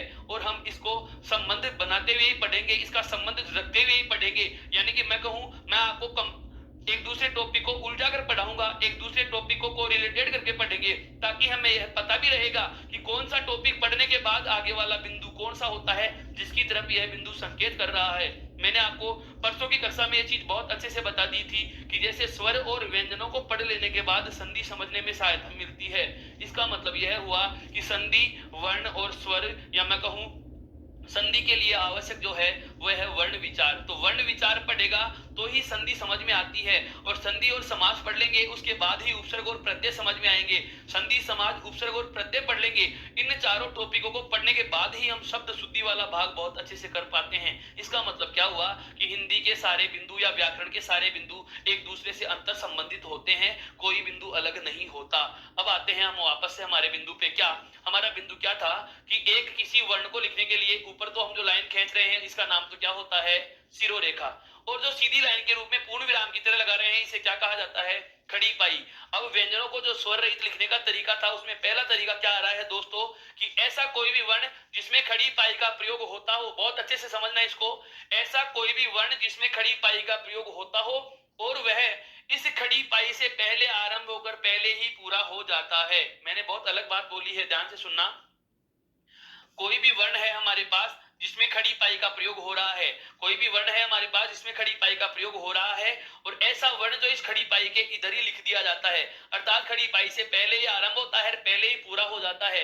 मेरा कहने का मतलब यह हुआ कि इसमें खड़ी पाई भी होगी लेकिन वो इसको लांग कर आगे नहीं जाएंगे, इधर नहीं होगा, केवल खड़ी पाई के बाईं ओर ही पूरा हो जाता है। ऐसा कोई भी वर्ण हो जिसमें खड़ी पाई का प्रयोग होता है और जो खड़ी पाई को लांग कर आगे नहीं जाते, उन्हें किसी शब्द में आधा लिखना हो तो खड़ी पाई को हटाकर आधा लिखा जाता है।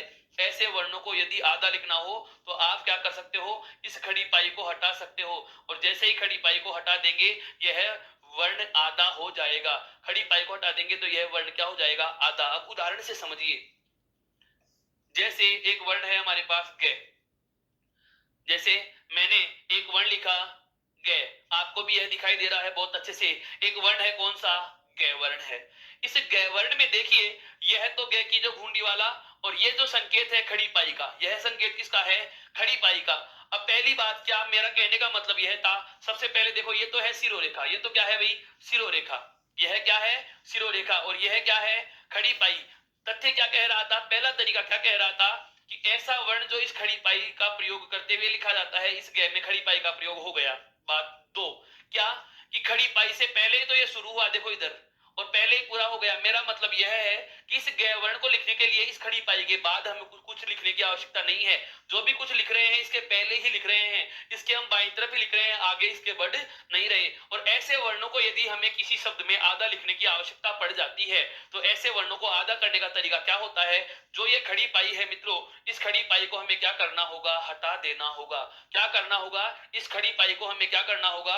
हटा देना होगा। और जैसे ही हम इस खड़ी पाई को हटाएंगे तो दिए गए शब्द में हमारा गे क्या हो जाएगा? स्वर रहित हो जाएगा। हमारा गे क्या हो जाएगा? स्वर रहित हो जाएगा। मेरा कहने का मतलब यह हुआ कि यदि किसी वर्ण में खड़ी पाई का प्रयोग हो रहा हो और वह इसे लांग कर आगे नहीं जाता, यदि किसी भी शब्द में ऐसे वर्णों को स्वर रहित लिखना हो, तो आप जो आगे जाने वाला भाग है उसको न छोड़ते हुए आपको जो ये खड़ी पाई थी इसे हटा देना होगा। इसे क्या करना होगा? हटा देना होगा। जैसे आप इसे रिमूव कर देते हैं, जैसे आप इसे रिमूव कर देते हैं, तो रिमूव करते ही जो हमारा व्यंजन वर्ण है वह संयुक्त रूप में कैसा लिखा जाएगा? आधा लिखा जा सकेगा। मेरे हिसाब से आपको ये बात बहुत अच्छे से समझ में आ चुकी होगी। अब बात यह आती है कि सर हमने आधा तो कर लिया, क्या संपूर्ण 33 व्यंजन इसी तरीके से आधे होते हैं? नहीं होते। मैंने ये भी तो कहा है, ऐसे वर्ण जिसमें खड़ी पाई का प्रयोग हो और जो खड़ी पाई को लांग कर आगे नहीं जाते, ऐसे वर्णों को ही आप इस तरीके से आधा लिख सकते हो। अब सबसे पहले बात यह आ जाती है कि ऐसे वर्ण कितने होते हैं हिंदी वर्णमाला में जिसमें खड़ी पाई का प्रयोग होता भी है और जो खड़ी पाई को लांग कर आगे भी नहीं जाते। तो ऐसे वर्णों की यदि हमें संख्या पूछ ली जाए तो ऐसे वर्णों की संख्या होती है 22। कितने वर्ण है व्यंजनों में?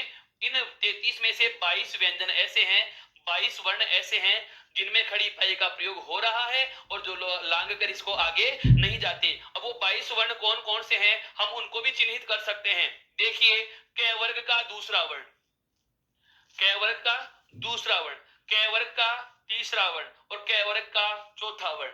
क वर्ग का कौन सा वर्ण? चौथा वर्ण। इन तीनों में खड़ी पाई का प्रयोग हो रहा है और इसको लांग कर वो आगे भी नहीं जा रहे।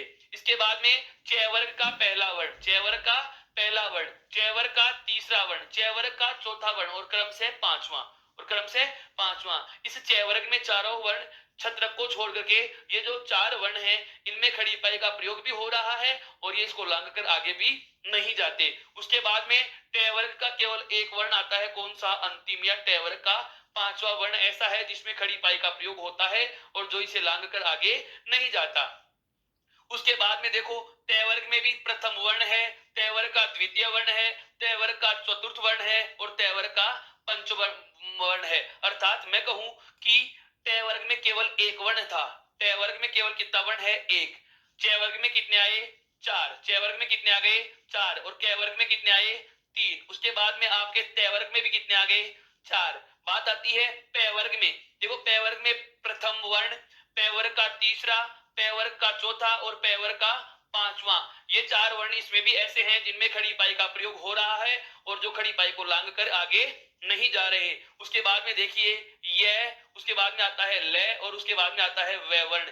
इन तीनों में भी खड़ी पाई का प्रयोग हो रहा है और वो इसको लांग कर आगे नहीं जाते। उसके बाद में तालव्य सकार, मूर्धन्य सकार और दंत्य सकार, तालव्य सकार, मूर्धन्य सकार और दंत्य सकार, ये तीनों वर्ण भी ऐसे हैं जिनमें खड़ी पाई का प्रयोग होता है और जो लांग कर आगे नहीं जाते। हम चाहे तो इन कुल वर्णों की संख्या का पता भी लगा सकते हैं। तो ये कुल वर्ण कितने हो चुके हैं? देखिए, 3 और 3 6, 3 और 3 6 और 4 10, 10 और 4 14, 14 और 1 15, 14 और 1 15, 15 और 4 19 और 3 22। कुल वर्णों की संख्या मैंने अभी आपको कितनी बताई थी? 22 वर्ण ऐसे हैं जिनमें खड़ी पाई का प्रयोग हो रहा है और जो इसको लांग कर आगे नहीं जाते। इन 22 वर्णों में किसी भी वर्ण को यदि किसी शब्द में स्वर रहित लिखना हो, वापस से सुनना, एक एक शब्द पे गौर करना है, क्या कि किसी व्यंजन को शब्द रहित आप किसी शब्द में प्रयोग करेंगे तो किस तरीके से करेंगे। इन 22 वर्णों में, हाँ बिल्कुल, यह बिंदु सीधे आपके सिलेबस में नहीं आ रहा, यह बिंदु हमें शब्द शुद्धि में काम में आता है बहुत ज्यादा। शब्द शुद्धि में काम में इसलिए आ जाता है, जैसे इसको लिखने का तरीका, इन 22 वर्णों को आप किसी शब्द में संयुक्त रूप में लिखोगे तो हलंत लगा के नहीं लिखोगे, खड़ी पाई हटा के लिखोगे। तो एक मानकीकृत रूप यदि हमें भाषा का प्राप्त करना हो, मानक रूप यदि किसी शब्द का प्राप्त करना हो, तो वही तरीका मान्य होगा जो वास्तव में मानकों पे खरा उतरता हो।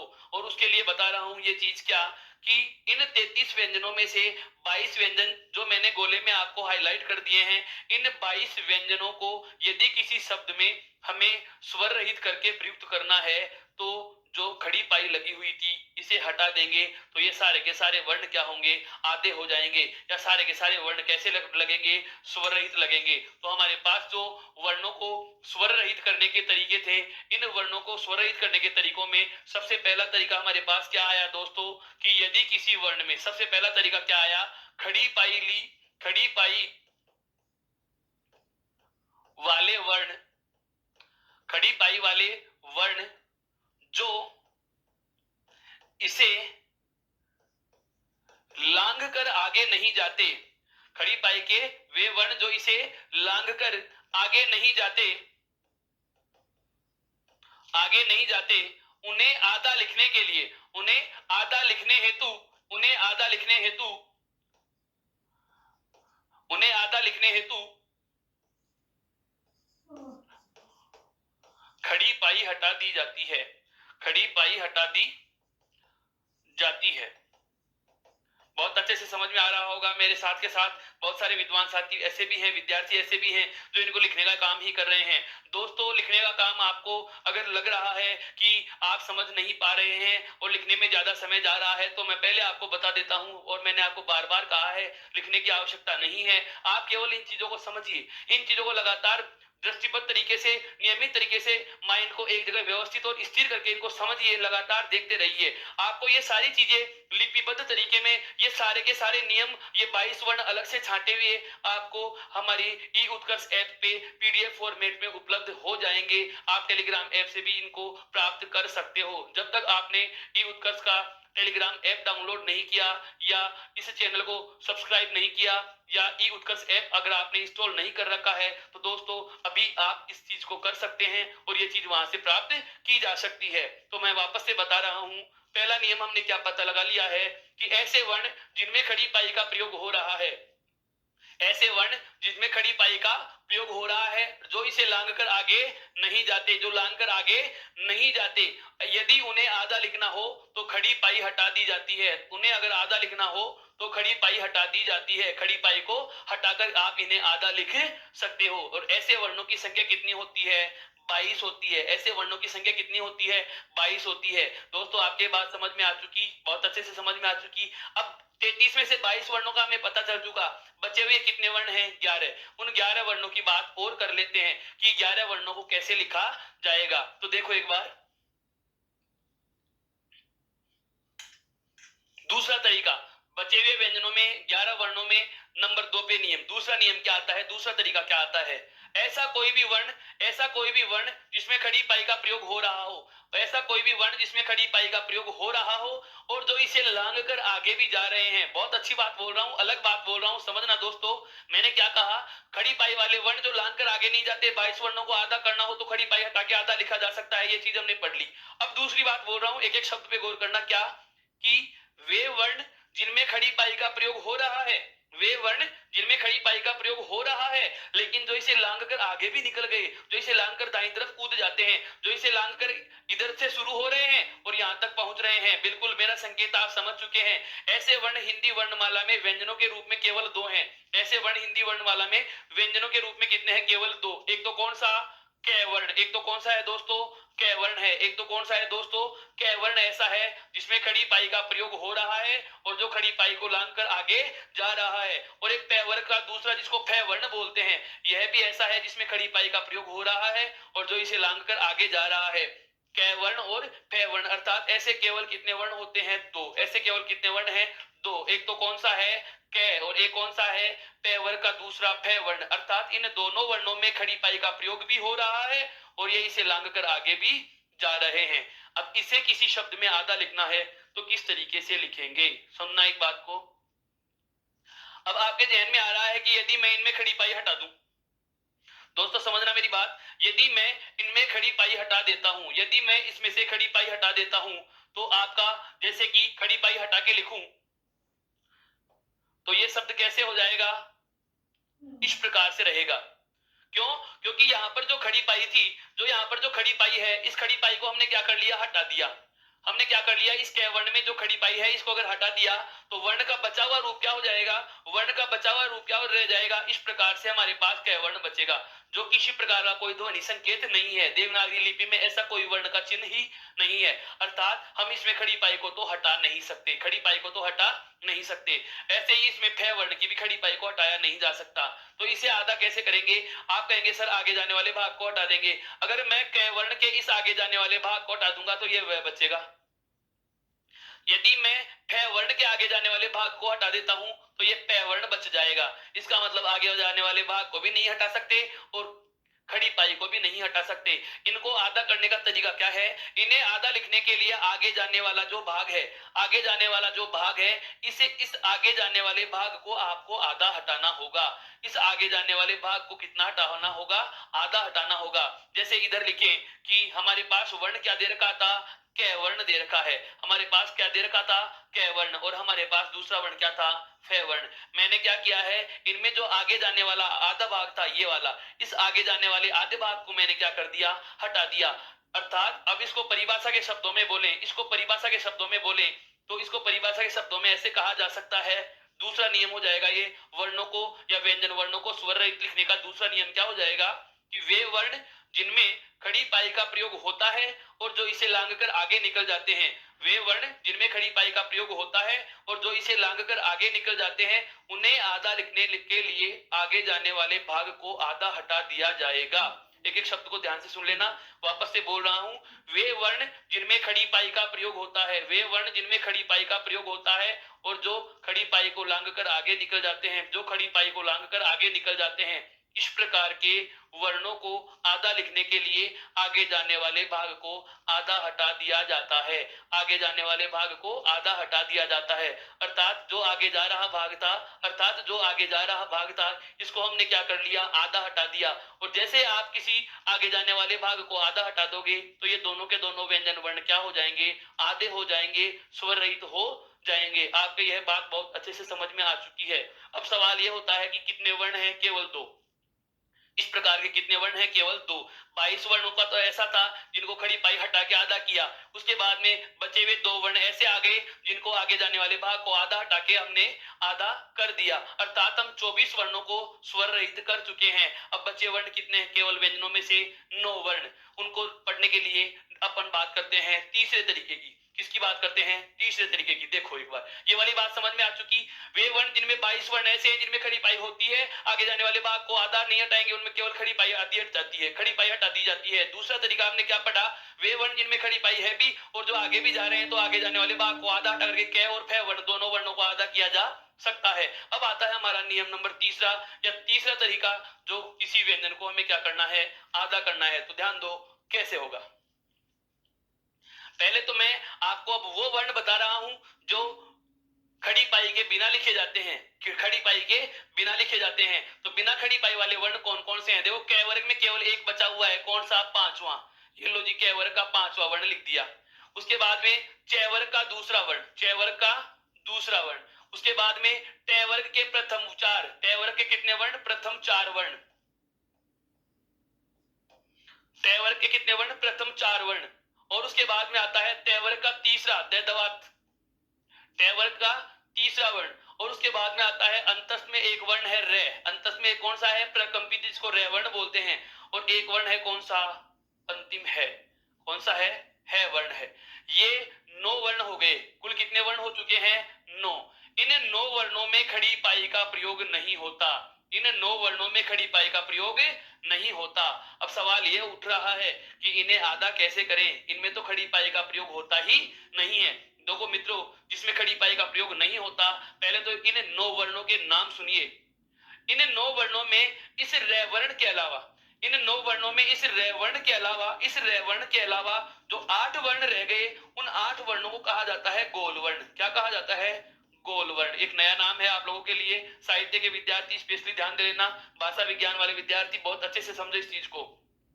क्या कि हिंदी वर्णमाला में व्यंजनों में से वे वर्ण जिनमें खड़ी पाई का प्रयोग नहीं होता, खड़ी पाई का प्रयोग नहीं होता, ऐसे वर्णों की संख्या पूछ ली जाए तो ऐसे वर्णों की संख्या होती है कितनी? 9 होती है। कितनी होती है? 9। 9 वर्ण ऐसे हैं जिनमें, व्यंजन वर्ण ऐसे हैं जिनमें खड़ी पाई का प्रयोग नहीं होता, और वो कौन कौन से हैं आपके सामने लिखे हुए हैं। अब दूसरी बात यह आ जाती है कि इन 9 वर्णों को किस नाम से जाना जाता है। जिनमें खड़ी पाई होती है उनको तो कहा जाता है खड़ी पाई के वर्ण, और जिनमें खड़ी पाई नहीं होती, इन 9 वर्णों में से इस रे वर्ण के अलावा, इस रे वर्ण के अलावा शेष रहे 8 वर्णों को गोल वर्ण कहा जाता है। क्या कहा जाता है? गोल वर्ण कहा जाता है। अब गोल क्यों कहा जाता है उसकी भी वजह समझो। इनको गोल वर्ण इसलिए कहा जाता है कि इनको लिखने के लिए नीचे वाला भाग जो है, अंतिम भाग देखो गोल हो रहा है। क्या हो रखा है? गोल हो रखा है। मैं इसको थोड़ा सा गहरा कर रहा हूं ताकि ये चीज आपको बहुत अच्छे से समझ में आ जाएगी।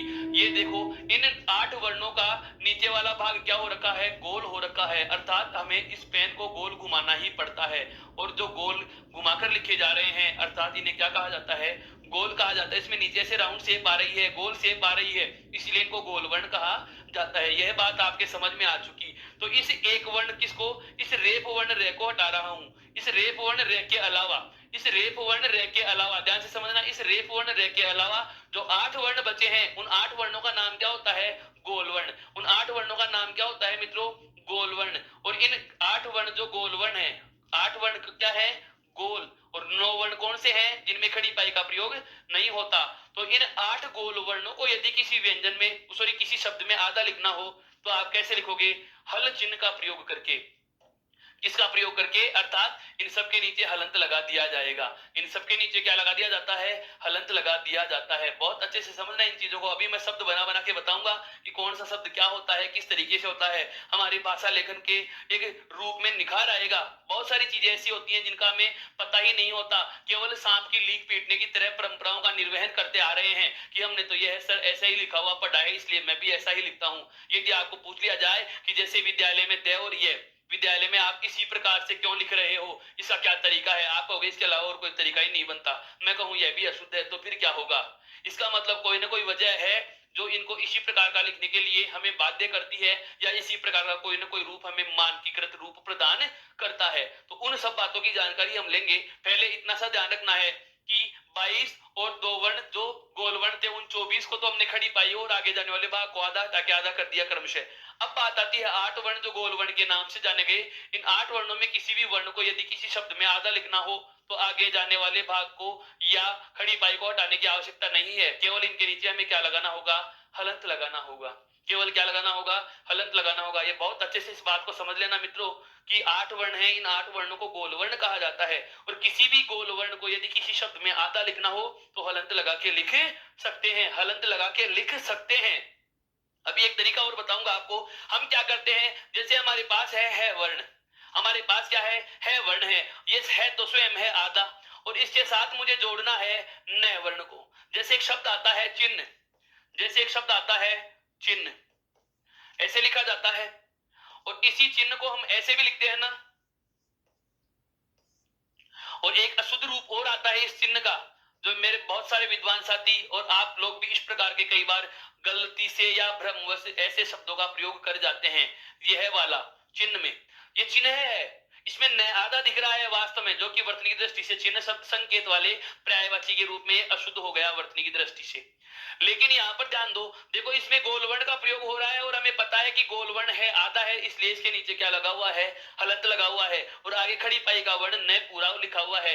इसका मतलब इसे ऐसे लिखा जा सकता है, यह रूप क्या है? शुद्ध है।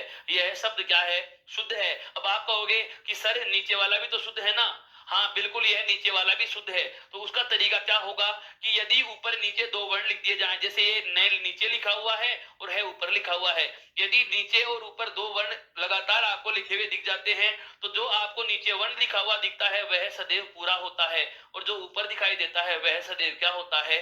आधा। वह सदैव क्या होता है? आधा। वापस से समझना, जब ऊपर नीचे 2 वर्ण लिख दिए जाए, हम यह कह सकते हैं ना, आमतौर पर इस बात को एक उदाहरण से समझिए। जैसे मैं कहूं कि 2 व्यक्ति हैं, 2 मित्र हैं, या 2 कोई भी सका थे, वो रास्ते से जा रहे हैं। एक पांव से लंगड़ा कर चलता है, या एक व्यक्ति ऐसा है जो दिव्यांग है, उससे बहुत ज्यादा देर तक चला नहीं जाता, और एक ऐसा व्यक्ति है जिसके दोनों पांव सही सलामत है और वह चलने योग्य है। तो अब आपसे बात की जाए कि यदि मैं कहूं कि इन दोनों विद्यार्थियों में या इन दोनों व्यक्तियों में एक व्यक्ति को दूसरे को गोद में लेना होगा और गोद में लेकर चलना होगा, कौन सा सही तरीके से चल पाएगा? बिल्कुल, आपका जवाब बिल्कुल हाँ। मैं समझ गया बात। क्या मेरा कहने का आशय यही था कि आधा अधूरा है या जो लंगड़ा है उसी को ऊपर रख सकते हैं, उसी को ऊपर रख सकते हैं, गोद में उसी को लिया जा सकता है जो छोटा है, जो आधा है। जो पूरा है, जो चलने योग्य है, वह तो अकेला भी चल सकता है। यहाँ पर जो नीचे है, नीचे बैठा हुआ वर्ण है, वो पूरा है, और जो आधा है वो कहाँ रहेगा? ऊपर रहेगा। आधा अधूरा या छोटा या बिना मात्रा वाला जो है वो है ऊपर, और जो नीचे है वो क्या है? पूरा लिखा हुआ है। इसको एक क्षेत्रीय उदाहरण से भी समझ सकते हैं मित्रों, बहुत अच्छे तरीके से समझना। जैसे संस्कारों के संदर्भ में एक वार्ता प्रचलित होती है कि ऐसा कोई भी लड़का, लड़की, पुरुष या महिला, ऐसा कोई भी प्राणी जो अपने से बड़ों के, या हम कह सकते हैं सामने वाले को सम्मान देने के लिए उनके चरणों में झुक जाता है। वापस से समझना मेरी बात को, बहुत अच्छे तरीके से समझा रहा हूं इस बात को, ये जिंदगी में याद रहेगी आपको और कभी गलत भी नहीं होगा। कैसे? एक समाज में मान्यता भी है, और ये वास्तव में मान्यता क्या कह सकते हैं, इसको एक ऐसा कह सकते हैं कि हमारे भारतीय हिंदू संस्कृति जो सम्मानीय संस्कृति है, इसमें एक गुण पाया जाता है कि यहाँ के इस संस्कृति को अनुसरण करने वाले, इस संस्कृति का निर्वहन करने वाले, इस संस्कृति को मानने वाले जितने भी प्राणी हैं, उन सभी में एक सम्मान का भाव पाया जाता है, जो खुद सम्मान चाहते भी हैं और सम्मान देते भी हैं। उन्हीं के लिए कहा जाता है कि ऐसा कोई भी व्यक्ति या ऐसा कोई भी पुरुष प्राणी जो सामने वाले को सम्मान देने हेतु उनके चरणों में झुक रहा है, हम क्या कहते हैं कि वह गुणवान है, अर्थात उसमें संपूर्ण है, गुण है, बहुत अच्छे गुण उसमें दिए गए हैं। और एक ऐसा व्यक्ति है जो किसी की बात नहीं मानता, या आमतौर पर हम परिवार में सुनने को मिल जाता है कि ये तो सिर पर चढ़ गया, अर्थात ज्यादा शैतानियां करने लग जाता है, उदंडता ज्यादा करने लग जाता है, तो हम उसको कहते हैं कि ये तो शैतानियां ज्यादा करने लग गया, सिर पर चढ़ने लग गया। इसका मतलब यह हुआ कि जो सिर पर चढ़ा हुआ है, सिर पर जो चढ़ा हुआ है, उसकी तुलना में जो सम्मान रखता है वह गुणी ज्यादा होगा, वह गुणी क्या होगा? ज्यादा। और जो सिर पर चढ़ा हुआ है वो क्या होगा?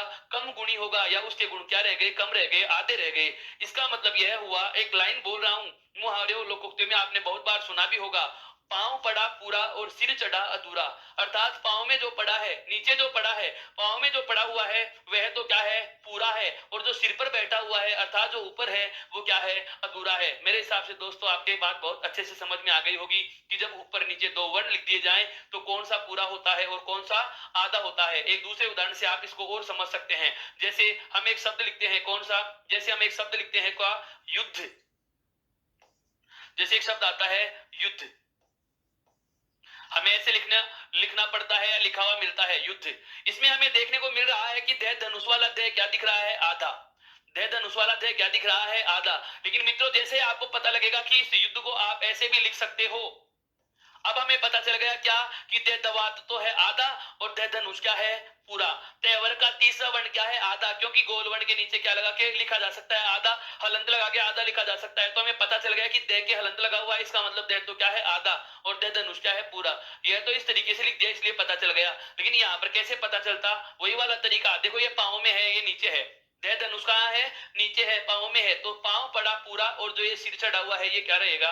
अधूरा। अब ये बात समझ में आ चुकी होगी।